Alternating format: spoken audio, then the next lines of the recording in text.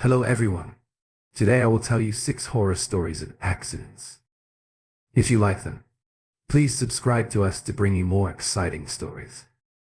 It seems like you've provided a large block of text that you want punctuated and paragraphed without adding or changing any words.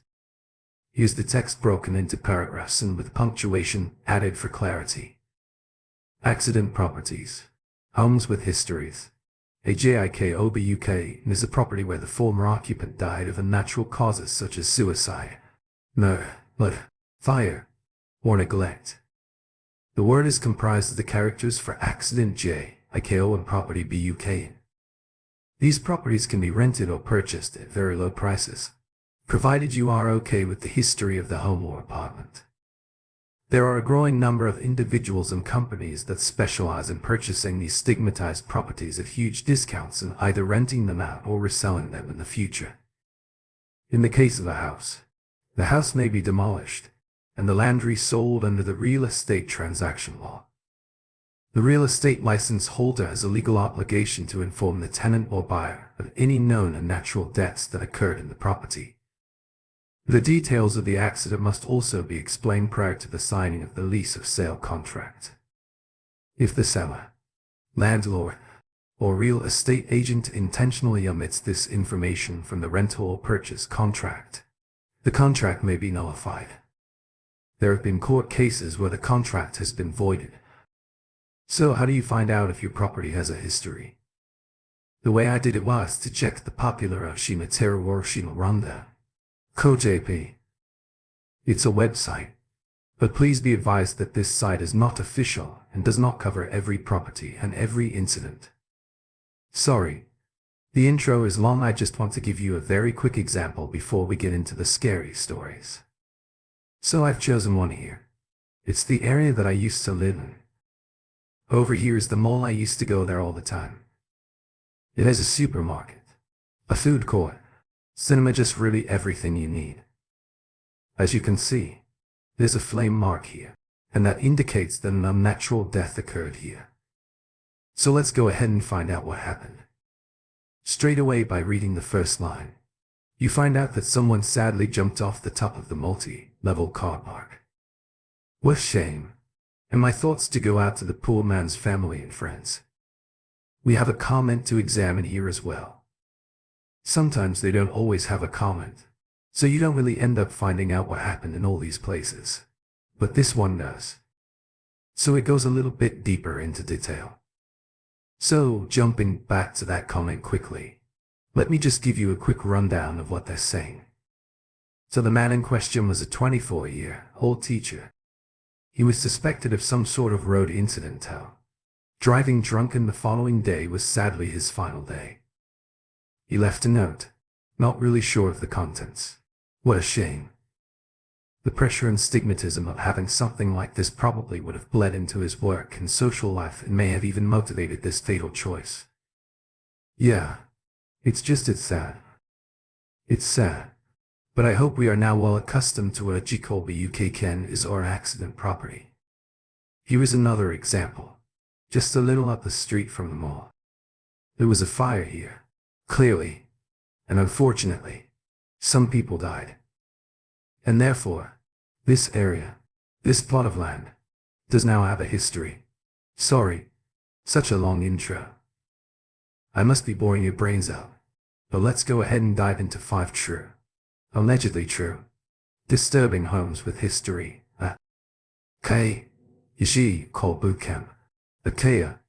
Accident property stories. Long intro. As a short warning, the first one is pretty disturbing. Please drop a like, share a comment, and when you hear the bell, hit the bell and subscribe. This happened when I was in university. My university wasn't in the same town or state that I lived in, so I couldn't commute. I wasn't exactly rich either, so I began the difficult hunt for a cheap apartment. I apologize for the interruption. Here's the continuation of the text, formatted into paragraphs with punctuation. I went to view an apartment which was in my price range. I was really hoping to get it because I couldn't find anything else quite as cheap as that apartment in that area. I felt like I was onto a winner. I was a little apprehensive, but it was the only place I could afford. When I was shown the apartment, it was as described, pretty old and dingy. Not amazing, but not terrible. One thing I noticed that was strange was the bathroom door knew its paint wasn't as faded as the rest of the paint in the apartment. I asked the landlord about it, and he said that they had to change the door because sometimes it got stuck and it wouldn't open. Fair enough, I thought. The first 3 months flew by without incident, and I was enjoying my own space. It all ended when one night I woke up in the dead of night to hear a scratching sound. I went to go and check for the cause of that sound. I turned on the light and got out of bed, but then the scratching suddenly stopped. That spooked me a bit, but since it stopped and I was tired, I just ignored it, turned out the light, and went back to bed. The next day, I was watching TV in the afternoon and I heard the scratching again. I pressed the mute button and waited. There was the scratching again. I stomped on the floor, and the scratching stopped. It sounded like it could be cockroaches or some bug. Thinking back on it, I realized how wrong I was. It was a very strange sound. I heard that noise every day from then on. It was never at the same time. The scratching came in random intervals. I started to spend more and more time out of my apartment because of this. I guess those noises were probably still occurring even when there was no one home. One night when I was in the apartment, the noise was so awful it really got to me. It woke me up in the middle of the night. Another sound began to accompany the scratching sound. It was a gurgling whatever was making it seem to be either frightened or stressed. I got out of bed and began to search for the cause of these creepy noises. Something deep down told me to leave it and go in search of it in the morning. I was now more than a bit freaked out. When morning came the next day, I got up as usual and I started watching TV. I know I was a hard-working student, as you can tell. I was thinking at this point that I had an infestation in my apartment. I heard the noise and I shot to my feet. It was coming from the bathroom. It was like something was scratching at the bathroom door. I banged on the door hoping it would stop like the stopped it before. But this time I was wrong. I knocked on the door, and then the scratching changed to a scuffling kind of tapping. I smacked my palm on the door, and it didn't stop. The tapping continued. I didn't like it at all. The tapping grew louder to a banging sound. The thudding on the inside of the door was making the door swell with impact and vibrating through the floor. I knew that it wasn't any infestation. I knew that there was no one on the other side of that door too. Usually, there was no one in the apartment building during the day except me and the landlord. I stood there frozen. I was worried that the landlord was going to come up to my apartment and shout at me for the noise, and then it suddenly stopped abruptly. I had to check. I didn't want to, but I needed to know if there was someone there. I opened the door as slowly as I could. I was bracing myself for whatever was going to happen next. I saw long scratches and dents on the other side of the door. I was really scared and I couldn't stand being alone in my apartment, so I headed down to the landlord's apartment. When he answered the door, I blurted out what had just happened. He didn't seem that fazed, and the reason for this was revealed. It was as if he had heard my story time and time again. He followed me upstairs so I could show him the scratches. He sighed and then told me about a former resident. According to the landlord, there was a woman who tried to take her own life by using a poisonous gas in the bathroom. Apparently, during her attempt, she changed her mind and tried to get out of the bathroom.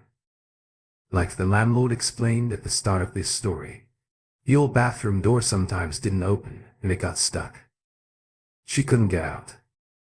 The police's suspicion is that the young woman began to kick and bang her fists against the door to try and get the attention of anyone nearby. Sadly, she was unable to escape, and even if someone happened by, they wouldn't have been able to get inside because her front door was locked. In her final moments, however long or short they were, she must have dropped to her knees and then fell forward onto her stomach. She scratched at the door, leaving marks like the ones I saw that day. The sound I had been hearing was maybe the sound of her scratching. The landlord then said, Look, I have a lot of tenants in here, and I tell them the same thing when they realize that an accident happened in here. I mean, I probably should have told you. Hey, sorry. Look, the thing is, when you hear the scratch and show her that you noticed and are aware of it, she always stops. Same with the banging. I mean, I can paint over the scratch marks if you want. No charge. How about that? I was so angry. He should have told me this before moving in. This wasn't a joke to me. I told him that I was out of there. I went upstairs to get my things. I threw as much as I could into a suitcase and burst out onto the streets. I am now completely free of all mysterious phenomena, but I often think about that poor woman and the noises I heard in that apartment. I'm a real estate agent. I work in Shinjuku in Tokyo, so we have lots of different clients models, actors, idols, foreigners, and people who work in different areas of nightlife entertainment, if you will. I think it wouldn't be an exaggeration to say that I have probably rented to a few criminals, white-collar crime, yakuza, drug dealers, those sorts of things. We have had celebrities come in too, so it's not all bad. Someone really famous actually. Since we have so many different kinds of people, sometimes we get exciting properties. It's chaos. We have a lot of properties where accidents happened. You know, Chico Boot Camp. There are a few I could speak about, but there's one in particular I want to tell you about. It's an apartment block known to be linked with some illegal activities, and although the building is old, it was built in the 80s when Japan had the economic boom. It's actually really nice and can be described as luxurious. The rent isn't that expensive, therefore it's a popular little place.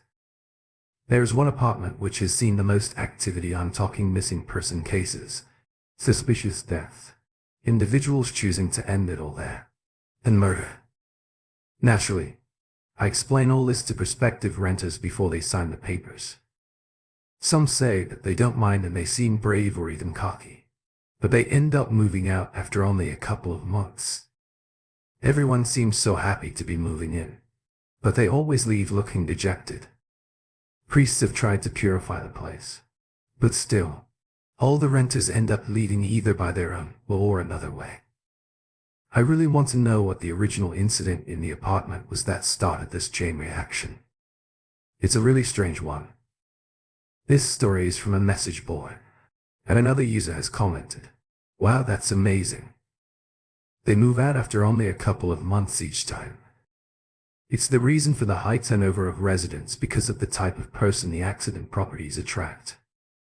You said yourself that you've dealt with some crime and things like that, so maybe people just need somewhere cheap to let short term. I wonder what the owner of the apartment is like. Maybe he's okay with crime or even involved in it. Also, what company is in charge of building management? Same question to them, I guess. Sorry to ask so much. I like talking about real estate. If you can tell me more about the paranormal incidences which have happened there, that would be great. Then the original poster responded. So my company acts as the brokerage agency of properties owned by other companies, etc. I guess that my company acts as a mediator between the clients and the brokerage agency. So, like I said at the beginning, we always tell prospective renters about the apartment's history. The apartment I mentioned with the missing person cases, suspicious death, and all the other dark stuff is a popular property because of its cheap price and location. Whenever it goes on the market, it gets snatched up. Look, I am sure that there is a whole host of reasons why people leave properties quickly, but no other property I look after has had the same levels of turnover as that one.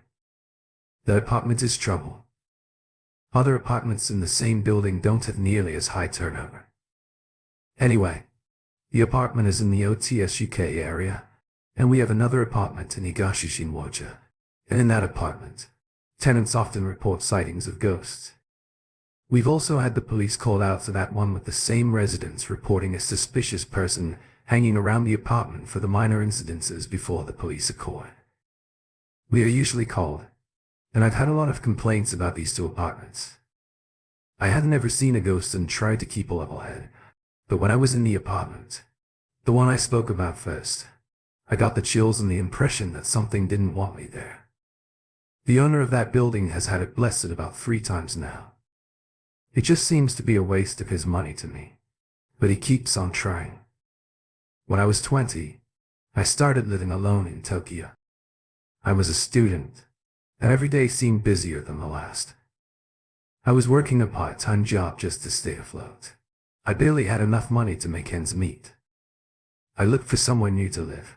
I needed somewhere cheaper. Rent in Tokyo is always going to be extremely expensive. So I thought that I'd have little other choice than to move out to a rural area outside of the city and start looking for a bus or a train route. Just as I was about to throw in the towel, I found a property in the city that I could actually afford. The icing on the cake was that it was a newly built female-only apartment. It was too good to pass up. The building was built the year prior, therefore everything was new. I was so satisfied. I moved in and spent the whole day cleaning and unpacking my things. I wanted everything to be perfect. I was exhausted by the time night came. I fell asleep on the bed, and after what seemed like only a few hours, I suddenly woke up. It took me a second to figure out where I was because I wasn't used to my new place. I wondered what time it was, so I tried to sit up and look towards the clock on the wall, but I couldn't move. I realized that I was in some sort of state of sleep paralysis. My eyes were open, but my body was sapped of all of its strength. It was a terrifying thing. I couldn't do anything except stare at the ceiling. I heard a moaning sound. I thought that it was just some dream at first, yet the sound persisted. It was clear that the moaning sound wasn't imaginary. I could hear it in the room with me. I was scared, deep down scared. More scared than I'd ever been in my life. I was sweating yet cold at the same time. I tried to summon the energy to leave my bed, but I couldn't. My body remained stationary. This happened when I was in the 1st or 2nd year of junior high school. I think I was about 13 years old. I grew up in the countryside. That moaning sound was so disturbing. It seemed neither to be a male or female, just a voice of suffering. The voice of suffering. I don't know what happened. I woke up, and it was morning. I suddenly realized that I couldn't hear the moaning anymore. I had never had a paranormal experience in my life before, and I never believed in ghosts until that night. I am now convinced of their existence. But that wasn't the last of my experiences with sleep paralysis. It wasn't every day. But now and then when sleep paralysis came for me, I would always hear the voice of suffering. I kept living that. I couldn't afford anything else. I spoke to a friend on the phone about my experience, and I expected to be laughter, but she was quite understanding and helped me to try and figure the whole thing out. Anyway, during our conversation, she said something that struck me. It's a newly built apartment. How is that an accident property? I didn't know the answer to that question, and I certainly wasn't warned by the realtor when I was signing the papers. I thought that I should try and find out what used to be there before the apartments were built, and what I found shocked me. Before the apartments were built, there was a parking lot for several years, and before that, there was a hospice that specialized in end-of-life care. The hospice lost its funding and was demolished when an internal scandal was discovered. The patients were apparently quickly and forcefully evicted, some of them without the money or family to return to, leaving them homeless with no care. I'm sure that many of the patients had no way to go after this, so they may have stayed within the area because it's all they knew. After learning about this, I was moved, and thankfully, I didn't suffer from sleep paralysis again. But on occasion, I heard that voice, that dreadful lost moaning sound, that voice of suffering. I still think that there are more facts to be discovered about this place. I would like to know more about that scandal too. There is a certain sadness which seems to linger around the building. I haven't had the courage to ask the neighbors if they experienced what I had, but their faces sometimes say more than words could. After I graduated from university, I was looking for a place to live. I needed something cheap, so I looked into that whole accident property thing. I didn't care about ghosts or anything like that. I just wanted to get a roof over my head. I was visiting different realtors, and I managed to settle on a corner apartment on the 3rd floor of a 6-year-old building. The apartment was amazing. It had a separate bathroom and toilet, and it was really spacious. It was in great condition. I really had no complaints because I had never experienced the paranormal. I doubted its existence. I was interested in seeing the apartment in person. I loved the neighborhood, and I noticed that there was a ton of free parking spots. That's always good. I thought I didn't get that strange feeling that people who write these types of scary stories seem to always say. You know, sometimes they say that the air is stagnant or there was an oppressive atmosphere or something. Yeah, there was nothing discernible to me. Then the real estate agent and I entered the apartment. I looked around the apartment, and it was everything I had hoped for. I was thinking, this is looking good. I went from room to room, smiling and liking what I was seeing. I wanted to see the balcony next. And then I saw something unthinkable. On the balcony, on top of a concrete wall, there was a gap between the concrete and the handrail, and that gap was of about 10 centimeters. I saw a woman looking at me through that gap. I know it sounds crazy, right? I didn't feel any sense of something being angry at me or an intense feeling of sadness in its presence. But something was there, and it was, in a word, terrible. Like I said, the apartment is on the 3rd floor, and there should be no reason as to why we would see someone there. There were no ledges for someone to stand on either. I just saw those watching eyes that I knew would follow me from room to room if I took the place. I didn't want sleep paralysis. I didn't want sleepless nights. Seeing those eyes was like being plunged into ice-cold water. I felt like my body temperature dropped a few degrees. I made some half-garbled excuse to the realtor. I must have seemed quite pathetic. After we left the apartment, I heard the real estate agent mutter, yet just like always. All words to that effect. I asked her what she meant when we were outside of the apartment. She said that pretty much everyone who comes to view it ends up really positive, and then something changes when they are actually in the apartment. Everyone seems to encounter something, she said. I thought about how stupid I was being. Was I about to lose out on the apartment of my dreams because I may or may not have seen something? I was walking down the communal stairs, mulling this all over. The realtor looked dejected. She seemed desperate to sell the place. I was already reconsidering my choice. I got to the car park, and I thought I would take one look back towards the building. I wanted to catch a glimpse of the reverse side of that balcony. I looked up, and I saw that there was a woman peeping over the balcony, peering down at me. It was awful. Yeah, that was game over for me. There was no chance that I would be moving in there. I hadn't had a single paranormal experience since, but sometimes I dream about those eyes. Sometime after, for one reason or another, I had to go near that place.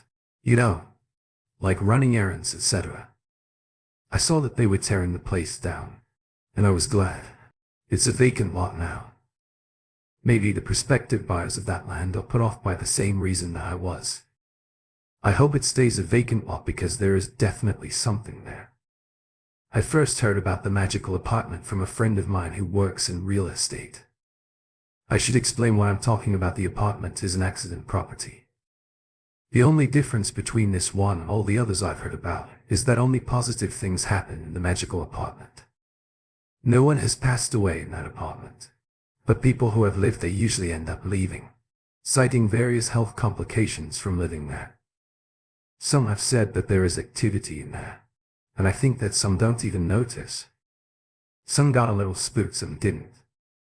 He gave me an example of what type of activity went down in the magical apartment. A former resident said that whenever they take their shoes off, they're always lined up nicely in the morning. Some have said that there's always a nice smell in the apartment that they cannot quite place. When you go in search of something and can't find it, like your keys or something like that, you go and check another room and come back to find the keys in the place you searched previously. These are all trivial events, and we cannot rely on this as proof of the paranormal. Of course, it could just be the residents misremembering things, couldn't it? One resident went as far as saying that it was the work of fairies.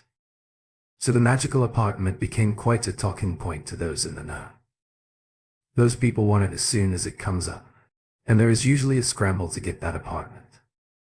There are actual websites dedicated to finding apartments with nice spirits. Some people have been waiting for an apartment like that for years. It was surprising. I didn't know this subculture existed. My friend said that the people who live there wake up each day with a sense of joy, wondering what will happen next. I wanted to live like that. I began to get a bit jealous. Actually, I wondered if such a place could ever exist. A couple of months or so went by, and my friend said that he had now acquired an apartment like that.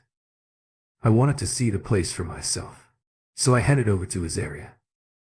It seemed nice, nothing out of the ordinary. This happened when I was in the first or second year of junior high school. I think I was about 13 years old. I grew up in the countryside. Well, that's what I thought until I needed to use the bathroom. The water was already running in the bathroom sink as if someone had turned it on in anticipation of my arrival. It didn't creep me out. I just thought it was odd. Hey, next time I find a place like this, I'll let you know first, and we'll get you in there, my friend said. I felt that something was off in there. This happened when I was in the first or second year of junior high school. I think I was about 13 years old. I grew up in the countryside. Something made my skin crawl that I couldn't quite put my finger on. It made me doubt if I ever wanted to live in such a place. After I visited my friend, I didn't hear from him or see him again for a while. Every time I tried to do something with him, he always had a reason not to meet me at the time. I guess that he had just got a girlfriend or something. It turns out that that was the truth. I guess that he would be leaving the magical apartment since it was only big enough for one person. Really. He said that there was no way he would leave it. It seemed like he was prioritizing it over his girlfriend and many other things. She had a bigger place in a more modern building, but he wouldn't leave. He said that once you move in, you never want to leave. He said he wouldn't leave unless there were unavoidable circumstances. I went to visit him to kind of perform a welfare check. He didn't seem himself at all. It took him ages to come to the door, and when he did, he kept the chain on. His skin looked gray. It looked like he hadn't slept and was drained of energy. I asked him if he was okay and broached the subject about moving for him and for me. He burst out laughing in my face. "I'm gonna lie in here until I die," he said. He looked awfully pale, and his teeth looked terrible. The image of an insect being trapped by a carnivorous plant and slowly sucked of life came to mind, that insect lured in by the aroma of something sweet, never to realize that something much darker was at play. No, I don't ever want to live in a magical apartment. End of text.